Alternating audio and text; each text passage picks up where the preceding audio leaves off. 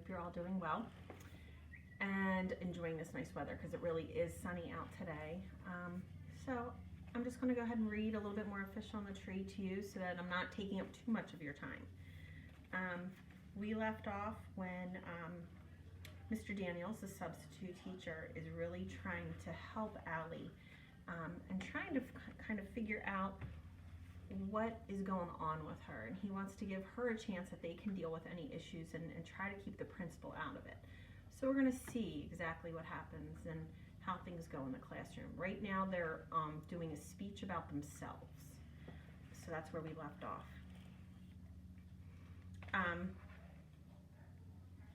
And Albert had just talked about himself, and he was talking about, or I'm sorry, Albert actually was pointing out, that Keisha, she was trying to make a cupcake with words in it.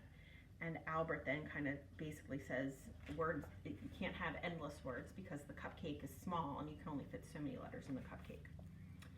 Actually, you're correct, Albert, Mr. Daniel says, but I'm an optimist, what can I say? So you agree that the possibilities aren't endless? Well, I agree from a mathematical standpoint, Albert, but not from a human one. I believe that the things we put numbers on are not necessarily the things that count the most. You can't measure the stuff that makes us human, like Keisha's creativity or how hard she'll work. Mr. Daniel shrugs. Just my opinion.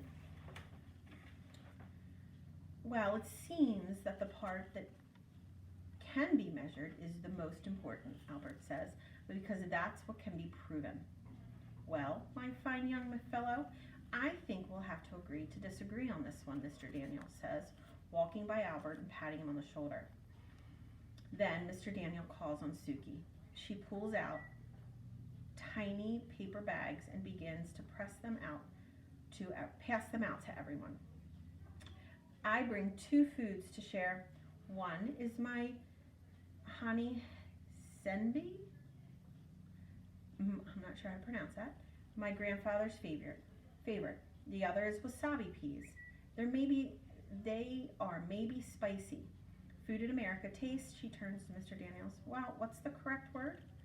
All of a sudden, Max jumps up and runs to the sink, followed by Keisha and Jessica. Too hot, Max yells. The 3 push each other a bit, trying to scoop water into their mouths. Ah, yes, Suki continues. Bland is the correct word. Food here is bland. She seems to think that the 3 kids at the sink are both funny and odd. I think how hard it would be to move to a different country and have to learn another language. I can't even handle one. Mr. Daniels laughs, holding the little bumpy bright green peas in his fingers. They don't look that hot. Most people in the class are too chicken to even eat them now, pushing it away. Suki looks a little hurt. Albert puts one in his mouth. He eats it, but looks like he's in pain. His eyes even water. He says with a big gasp, I like it, Suki. Thank you. That Albert is nice. Oliver pops one in his mouth, but has no reaction. Oliver? Mr. Daniel asks. You don't think it's too hot? No, I'm the only one in my family that can finish a fireball without taking it out of my mouth. My mother says I must have no taste buds at all. And my dad says, well, Mr. Daniel pulls on his earlobe again and says, thanks, Oliver. Oliver's mouth is open, ready to keep going, but he says, thanks to Mr. Daniels. Do they have some signal or something? Suki continues, these foods means much to me because I share them with my grandfather. Many things about Japan I miss, but my grandfather, I miss the most. Oh, sorry. I also miss wood carving with him. He makes me wood blocks, and I carve gift for him and send. I'm sorry. He make me wood blocks, and I carve gift for him and send. So that's why she thinks those blocks. That's why she has those blocks. Sorry, guys. I eat these foods because they remind me of Japan and my grandfather. I feel sad for her. What are the crackers made of? Asks Albert. Suki turns to him. They're made of shrimp and fish and bones. It isn't just Oliver who goes wild over that one. Most everyone says, yuck. and Suki looks up at Mr. Daniels, who turns to the class.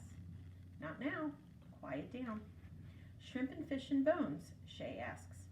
We prefer lobster in our family. Albert raises his hand. I would just like to point out that lobster's a very expensive meal now, but in the olden days it was served to only peasants and slaves who revolted and demanded that they only be served lobster twice a week. And, he swallows, I think fish bones would have come in excellent nutritional properties. Suki smiles for a second. She scurries back to her seat. Mr. Daniel gives Albert a solid nod. I like that, Albert. Next, it's my turn. What I ended up bringing in means something to me, but now I'm not sure the class would be nice about it. I decide to play it safe and say I forgot it. I can tell Mr. Daniels is disappointed. Well then, do you have a pet you can tell us about? He asks. No, my mom's allergic. She reminds me of my dad crawling. This reminds me of my dad crawling around the living room on all fours, pretending to be a puppy I begged for. Oliver starts to bark like a dog. Mr. Daniel says, Too much of that, Oliver, and we'll have to give you dog biscuits. Better be careful. Mr. Daniel squints at me. Are you sure there's nothing you can show us? Because I have a feeling there's something. I slide my hand down into my pocket and clutch my 1943 steel penny, the object I brought in for sharing today. He watches my hand and I realize that I've given myself away. So I stand and I take out the penny. My dad's in the Army and he's deployed right now. On the day my dad left, he gave Travis and me these pennies. I look at Mr. Daniels. That's my big brother. He nods. In 1943, pennies looked weird because they were silver and colored like quarters. They were made of steel instead of copper because the government needed copper to make ammunition during World War II. Then, in 1944, pennies went back to the usual red copper color. Anyway, I think it's cool. I do too, Mr. Daniel says, and I think it's even more cool that you told us about it. As I walk back to my seat, I think of how when Dad left, he said that when we look at his steel pennies, we need to remember that we're unique too, and also that things will go back to normal for us, and that he'll be home before we know it. I really miss him. Mr. Daniel gives Oliver a thumbs up, and I think how cool it is that they have the ear-pulling signal. That way, he doesn't always have to tell Oliver when he's doing something wrong right in front of everyone. I know that's what it feels like, and I'm happy that Mr. Daniels cares so much. Most teachers seem like other students to be all the same, perfect and quiet. Mr. Daniels, he actually seems to like that we're different. And that's what's nice about having a classroom full of many different people, because it's nice to learn everybody's strengths and weaknesses, and I really like this teacher and some of the techniques he is using. I'm sure we've all been in a spot before, including me, that a teacher may have said something or made us feel a little uncomfortable in class, but we also have to remember when we're in class and with our friends what's appropriate and what's inappropriate as far as speaking or fooling around. So but anyway, we'll read more tomorrow, so stay tuned. Take care.